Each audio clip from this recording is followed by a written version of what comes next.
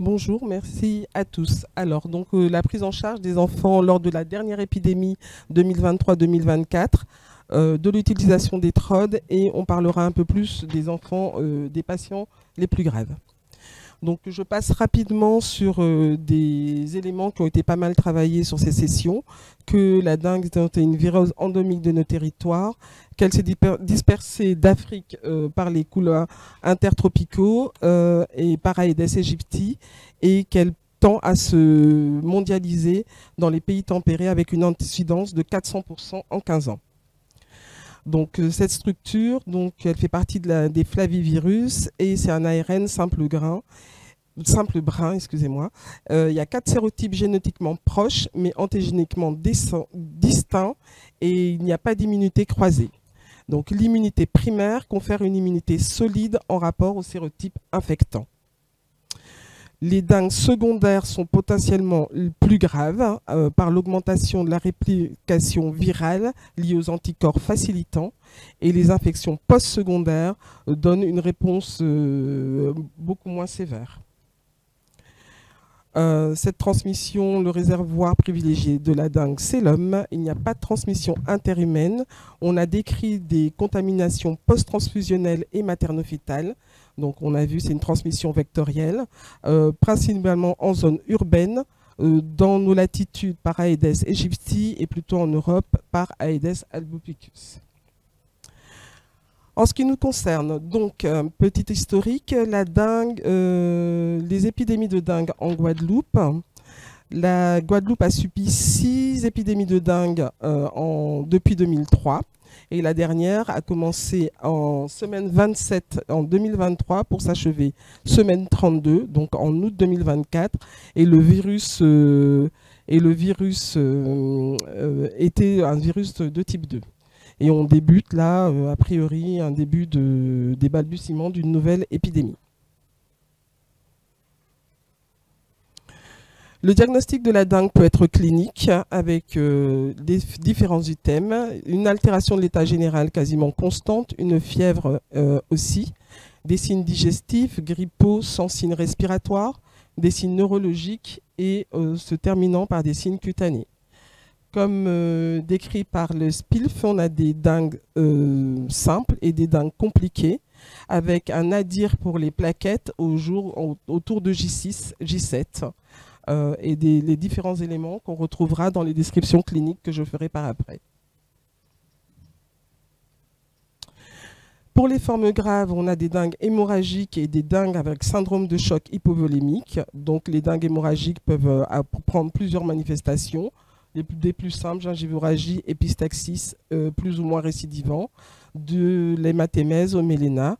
Et pour les chocs, des dengues avec syndrome de choc hypovolémique, un collapsus circulatoire pouvant entraîner une défaillance multiviscérale. Les types de diagnostic, la RT-PCR, la mise en culture, la sérologie et les TROD. Donc on va s'attarder aux TROD. Excusez-moi. Les séquences d'apparition des marqueurs biologiques. Donc, sur la vérémie, on va pouvoir détecter l'antigène NS1 dans les 5-7 premiers jours. Les immunoglobulines M à partir du 5e jour. La présence sera moins importante dans les dengues secondaires. Et après le 7e jour, les IgG. Ce qui nous permet, comme les recommandé par la DGS, de faire de J0 à J5 une RT-PCR et la recherche des antigènes NS1, de J5 à J7 la RT-PCR et la sérologie, et au-dessus de ces J7, les sérologies simplement. Donc, pour le trot de dengue que nous avons utilisé au niveau des urgences pédiatriques, elles nous ont été octroyées gracieusement par l'ARS Guadeloupe à partir d'août 2023.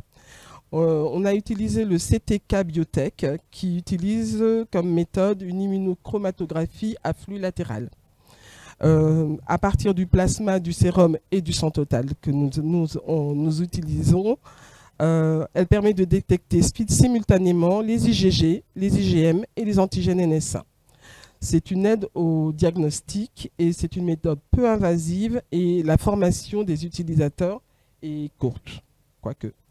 Donc ça se présentait comme ça, avec des boîtes de 25 items scellés, donc capables d'être conservés à température ambiante.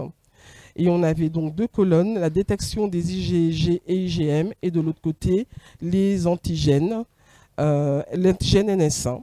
Le but premier était vraiment de vérifier à la pose du sang que le contrôle s'allumait bien pour pouvoir interpréter, le test. Donc on dépose pour la recherche des IgM le sang dans le petit percuit prévu à cet effet et on ajoutera 3 gouttes de révélateur.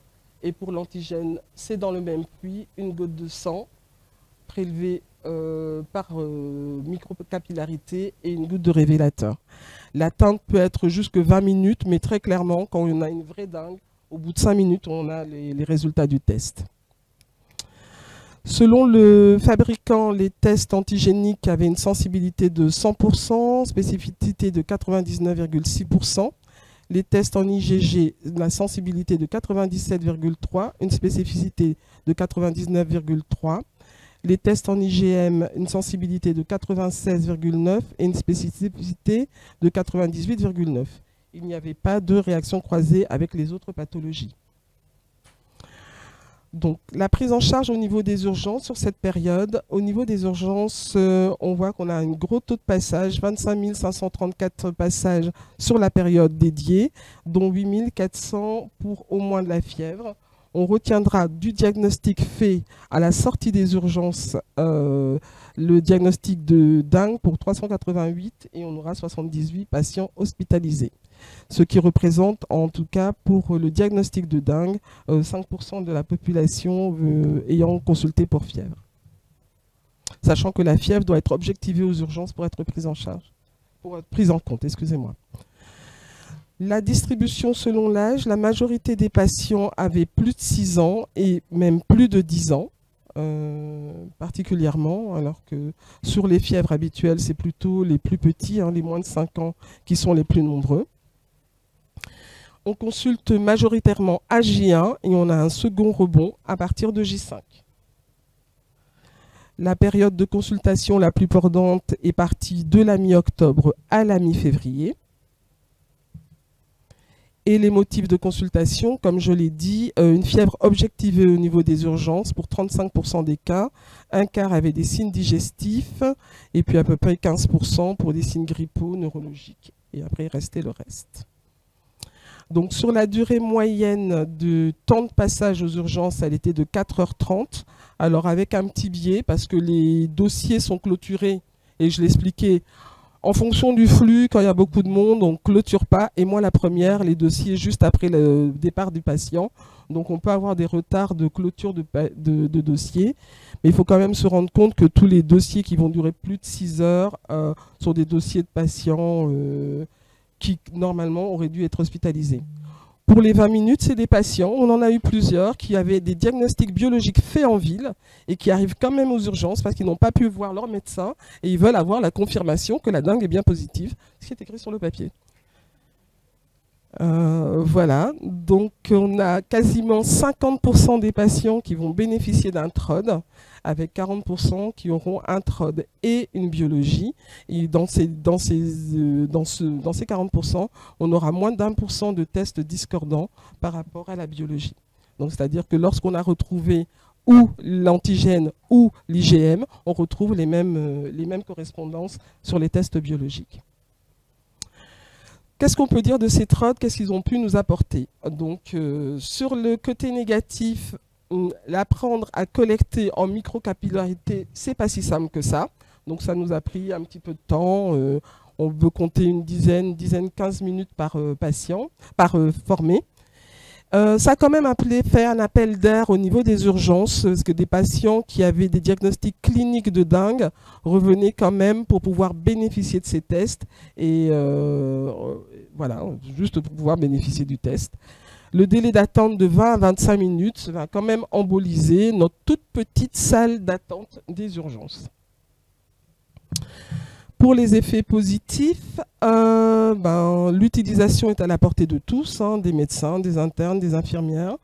On a vu un véritable intérêt quand le test était fait au niveau de l'IAO, puisque ça permettait aux patients qui étaient pris ensuite d'avoir les résultats et vus par le médecin par le médecin, oui, qui le voyait après.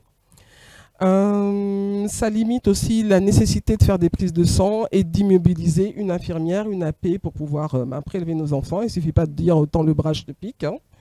Les parents partent rassurés parce qu'ils ont un support biologique qui confirme la positivité.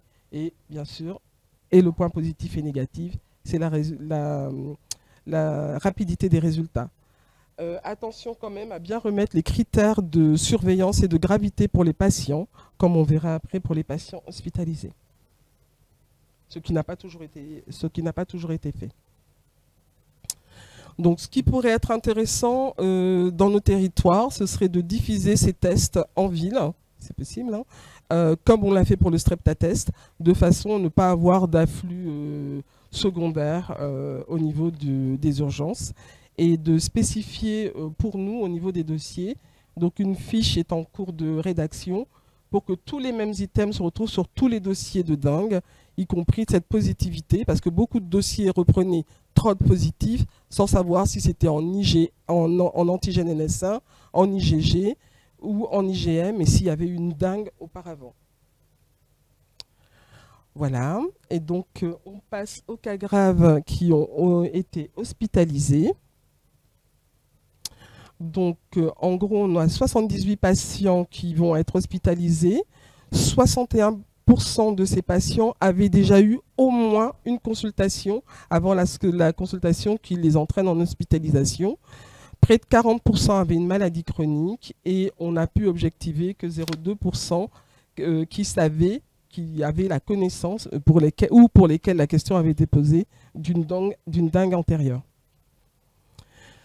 Pour les patients chroniques, les pathologies relevées sont toutes là.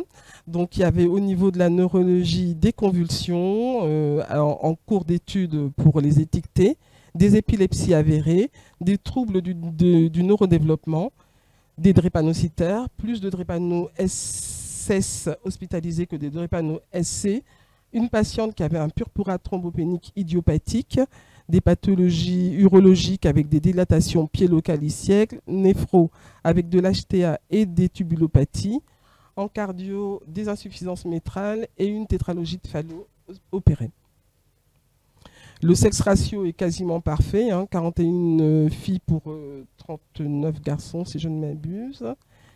Et on retrouve dans la distribution des âges hospitalisés le même schéma que pour les consultations simples, les patients de plus de 6 ans, avec une majorité d'enfants de plus de 11 ans, sachant qu'un enfant sur 4 quand même avait moins de 2 ans.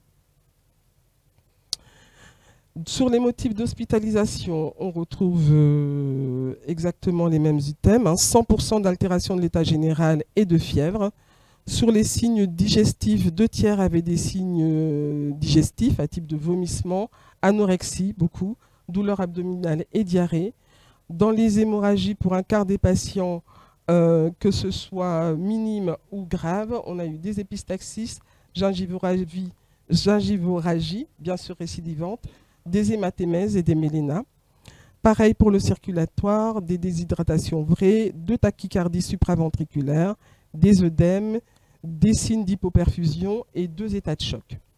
Un cinquième des patients retrouveront donc des hypotonies, des céphalées persistantes résistantes au traitement simple, de plusieurs pertes de connaissance, des convulsions hyperthermiques, des états de mal épileptique, et tous les drépanoes se sont présentés avec des signes de CVO, qu'elles soient abdominales ou de membres, pas thoraciques.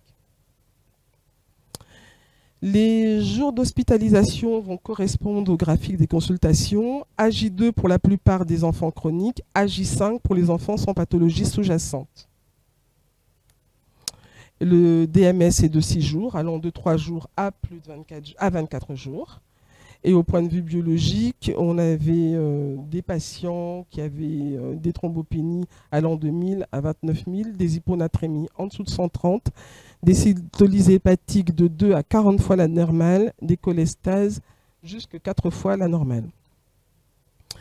Les hospitalisations, 2 enfants seront hospitalisés en réa, dont un intubé ventilé sous amine, et 10 quand même hospitalisés en USC, en unité de soins continus, le reste en pédiatrie conventionnelle.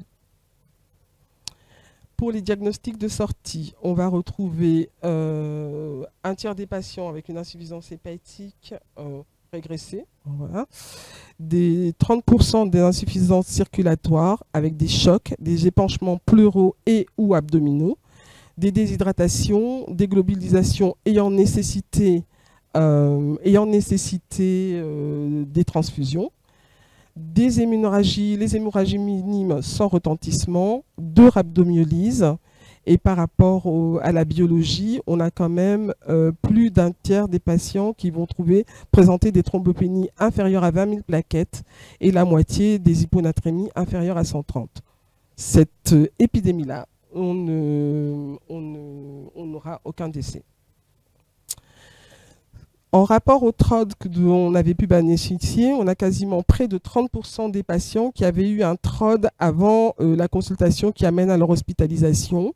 Et avec un petit retard que les parents patientaient, ils savaient qu'ils étaient malades, donc un petit peu retardé la venue des enfants, malgré des vomissements récidivants, une intolérance digestive ou des douleurs et des températures en plafond. Et dans ces TROD, un seul s'est avéré négatif, alors que la sérologie, lors de l'hospitalisation, a bien retrouvé une positivité à la dengue. En conclusion, les patients hospitalisés les plus graves étaient les très jeunes patients de moins d'1 mois, les porteurs de pathologies chroniques pour 2 tiers des cas. Et on va retrouver sur ces patients de plus de 10 ans, ces patients sains sans antécédents particuliers, des formes particulièrement graves avec des déglobulisations, des hématémèses, méléna et choc. L'intérêt était de se peser, puisqu'on n'a pas pu, je n'ai pas pu retrouver les données, à savoir si oui ou non ils avaient été atteints de la dengue sur les épisodes 2019-2020. Voilà, c'est ce que j'avais à vous dire sur la prise en charge de la dengue dans